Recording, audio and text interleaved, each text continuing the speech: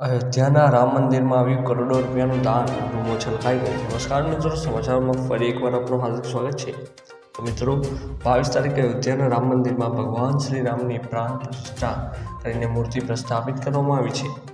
જે બાદ લાખો લોકો પ્રભુ શ્રી રામના દર્શન કરવા માટે અયોધ્યા ઉમટી પડ્યા છે. દર્શનની સાથે સાથે મંદિરમાં અઢળક પ્રમાણમાં દાન પણ આવવા લાગ્યું છે. મંદિર ખુલતા જ 5 દિવસની અંદર એટલા રૂપિયાનું દાન આવી ગયું છે કે રૂપિયાથી રૂમો ભરાઈ ગઈ છે. પૈસા ગણવા માટે રાત દિવસ માણસો કામ કરી રહ્યા છે. શ્રી રામ દર્શનના છેલ્લા 5 દિવસમાં જ મંદિરની દાનપેટીમાં ₹7 કરોડથી પણ વધુનું દાન આવી ગયું છે. 22 તારીખે પ્રાણ પ્રતિષ્ઠા કર્યા બાદ સમગ્ર ભક્તો માટે મંદિરના દર્શન ખુલ્લા કરવામાં આવ્યા હતા. જે બાદ મંદિરની દાનપેટીમાં કરોડો રૂપિયાનું દાન આવ્યું છે. મિત્રો, આ હતા અયોધ્યાના સમાચાર. નવા સમાચાર મેળવવા માટે આપણી ચેનલ સાથે સતત જોડાયેલા રહેજો. ધન્યવાદ.